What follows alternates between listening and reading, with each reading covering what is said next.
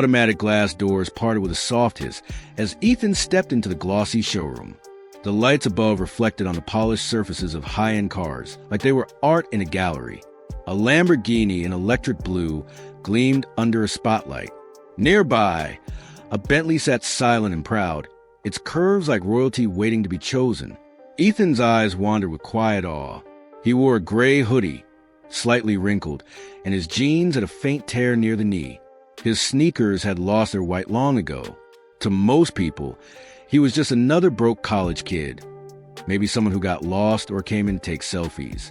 But for Ethan, this was something different. It wasn't about buying a car today. It was about breathing the air of something he wanted, something he promised himself he'd earn. His fingers brushed the side mirror of an Aston Martin, and for a moment, he imagined himself behind the wheel, music loud, windows down, wind racing past. "Hey!" came a sharp voice behind him.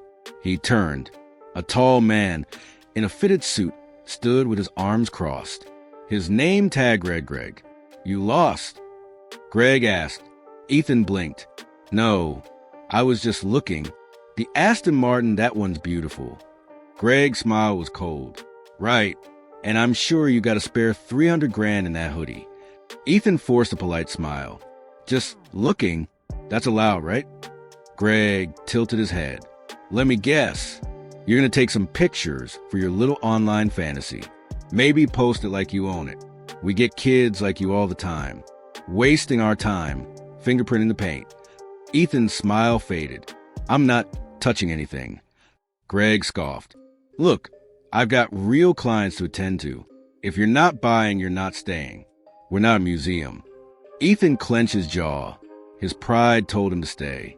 But he saw the security guard approaching, and he wasn't in the mood for a scene. "All right," he said quietly. "I'll go." Greg didn't even hide the satisfaction in his smirk. "Good call." Ethan walked out of the showroom without another word. Outside, the cold air bit his skin. He didn't cry. He didn't scream. He just stood there for a minute, staring at the reflection of the cars through the glass. The security guard had already turned away. Then he slipped his hands into his hoodie pocket and walked down the sidewalk, past the valet, past the curious glances, past the noise of the city. He didn't look back, but the dealership would. Tomorrow, the apartment was dim, the only light coming from a single-floor lamp in the corner, casting long shadows on the bare walls. Ethan sat on the edge of the couch, elbows resting on his knees, staring at the floor. His phone buzzed twice, then went silent. He didn't bother checking it. He had made it home without saying much. Even the doorman of the high-rise building had offered him a polite nod, used to seeing him in simple clothes despite the luxurious address. But the difference between him and the other residents was deeper than clothes. Ethan had something to prove, especially to himself. Footsteps echoed behind him, the heavy ones he knew by heart. "You're home early," came the calm voice of Mr. Ronald Gallagher. Ethan didn't turn. "Yeah, just tired." Mr. Gallagher walked across the room and sat down in the armchair across from him. He wore a dark overcoat, fresh from a meeting, the sharp scent of cologne still lingering in the air. "You don't look tired. You look angry," he said. Ethan exhaled slowly. "It's nothing. Doesn't matter." Ronald raised an eyebrow. "Then why does the room feel like it's carrying a storm?" Silence. Then Ethan looked up. "I went to that dealership, the one downtown." Ronald nodded. "Waiting. I just want to see the cars. Just to be around them for a while. You know, like motivation." But they didn't see it that way. Mr. Gallagher leaned forward. "What happened?" Ethan hesitated, then said it all. The way Greg spoke, the look in his eyes, the smirk, the moment he felt like he was less than nothing. Ethan's voice didn't shake, but there was heat behind every word. Mr. Gallagher didn't interrupt once. When it was over, he leaned back, steepled his fingers, and simply said, "And what did you do?" Ethan looked away. "I walked out." "Good." That surprised him. "Good." Ronald nodded. "Because if you'd shouted or fought back, they'd win in a different way. But now they don't know who you are. That's power. Silence, Ethan, is a weapon, if you know when to use it." Ethan didn't reply. After a moment, Mr. Gallagher stood, walked over the window, and looked out over the city. "Tomorrow morning," he said quietly, "I want you dressed well. We're going somewhere." Ethan raised a brow. "Where?" Mr. Gallagher turned his head slightly, back to the place that forgot their manners. Then he walked out of the room, leaving Ethan alone with the city lights flickering outside. And for the first time all evening, Ethan smiled. The morning sun painted the streets gold as a black Rolls-Royce Phantom pulled up in front of the same dealership. Its surface gleamed like obsidian, its curves smooth as liquid. Pedestrians paused to stare. A valet, who had just lit a cigarette, dropped it on the curb without noticing. The back door opened slowly. Out stepped Mr. Ronald Gallagher in a charcoal suit, crisp and tailored perfection. His silver cufflinks caught the sunlight like mirrors. The air around him changed the moment he stepped onto the pavement. Then from the other side, Ethan emerged. This time, he wasn't in a hoodie, a navy blue jacket, fitted trousers, leather shoes polished to a mirror shine. His hair was combed back, his jaw set with quiet confidence. There was no arrogance in his posture, only calm purpose. Inside the dealership, Greg was leaning against a counter, sipping an iced coffee while scrolling through his phone. He didn't notice them at first, not until the automatic doors slid open, and he looked up, his mouth parted, eyes flicking from Ronald's suit to Ethan's face. Recognition dawned, and panic followed. He stood up straight, tossed the coffee into a trash bin too far away, missing entirely, and hurried forward. "Good morning, gentlemen," he said, his voice suddenly high and cheerful. "Welcome to our showroom. Can I help you with anything today?" Mr. Gallagher glanced at Ethan, letting him decide whether to speak. Ethan did. "Yesterday, you said this place wasn't a museum, so I came back with someone who actually buys the art." Greg laughed nervously. I didn't mean..." Mr. Gallagher interrupted. "You assume my son wasn't a buyer because of clothes he wore." Greg's lips moved, but no sound came out. Another man appeared behind him, older, more serious. The name tag on his suit read manager. "Is there a problem, sir?" he asked, addressing Ronald. "Not yet," Ronald said, "but we'll see how you handle this next part." Then he looked around the showroom and pointed. "I'll be purchasing that Bentley Continental, the Porsche 911 Turbo S, and the Aston Martin DBS. All today, but not through him." The manager blinked. "Of course, sir. Let me personally assist you. And one more thing," Ronald added. "I want you to bring every member of your staff here. Now!" There was a tension in the air that spread through the room like electricity. Salespeople began to gather. Greg stood frozen, eyes darting between the floor and Ronald's shoes. Ethan watched quietly, saying nothing. He didn't need to. The message had already arrived, loud and clear. The staff lined up in silence, unsure of what was about to unfold. Salesmen adjusted their ties.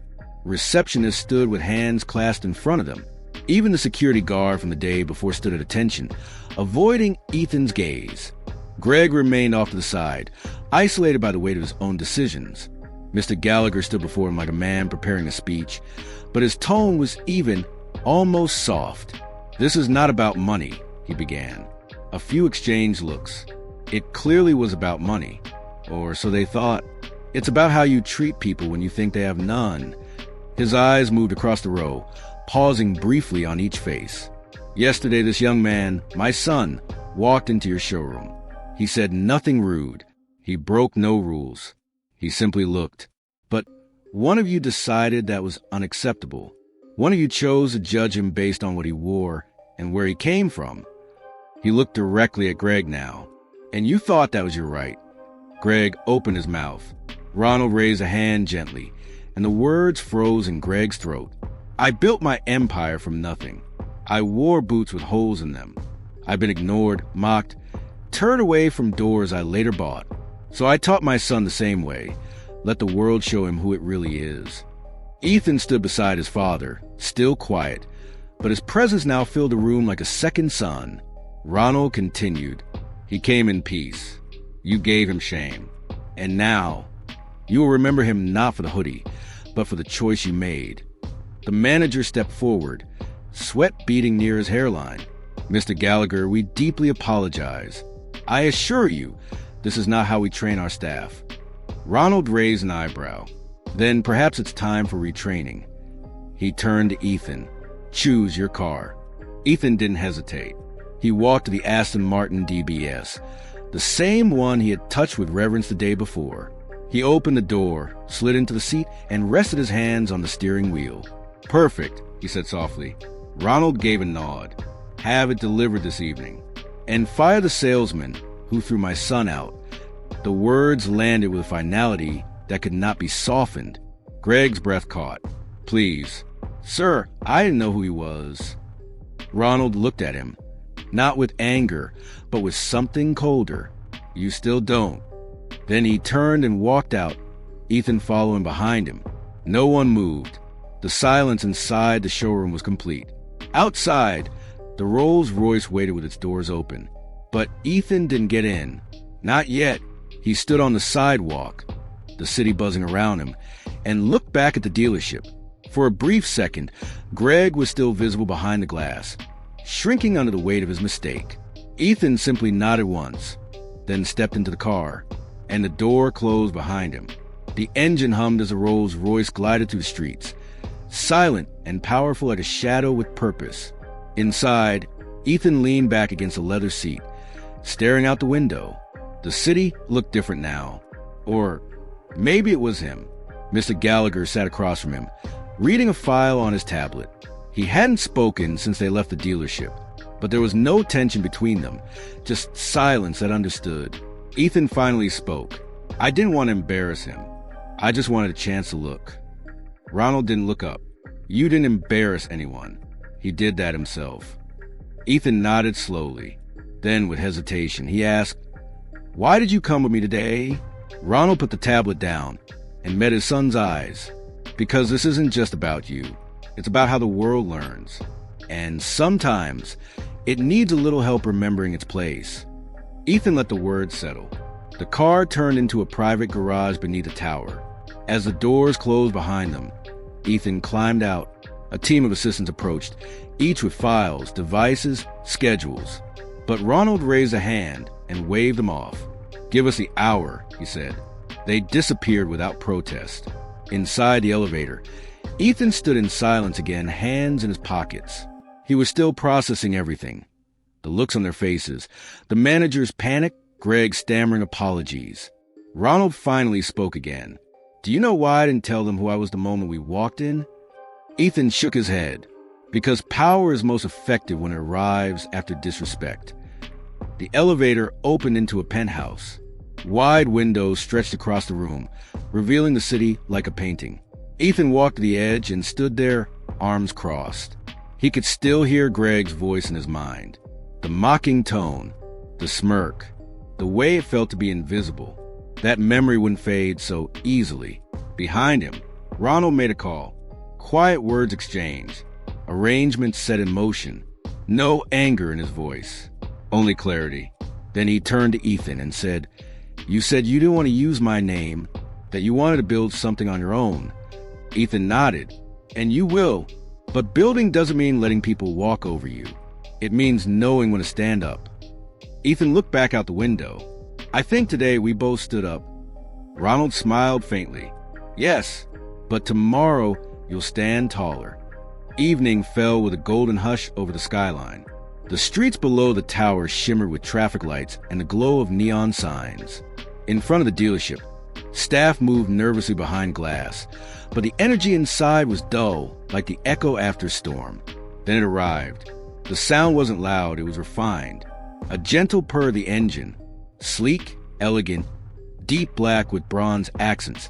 The Aston Martin DBS turned the corner and stopped directly in front of the building. The new manager stepped out of glass doors, flanked by two junior salespeople. They looked more like students awaiting exam results than employees delivering a luxury car. The valet guided the Aston Martin into place with trembling hands. He knew what the car was. Everyone knew, but it wasn't the car that made them nervous. It was who it belonged to. As the driver exited the vehicle, he handed the key fob to a suited courier. The man held a leather folder in one hand and a soft envelope in the other. Inside the dealership, the new staff members gathered near the front desk. Whispers moved between them like wind in tall grass. No one dared say Greg's name aloud, though his absence still hung in the air like a stain on marble. The manager opened the envelope and removed a handwritten note. It was short. I came in silence. You answered with arrogance. Now, you hear the silence that follows power. Ethan Gallagher. No threat, no demand, just presence. The manager folded the note and placed it gently beside the key on the showroom desk. He looked at the car again, the fading sunlight reflecting across its perfect frame. He turned to his team.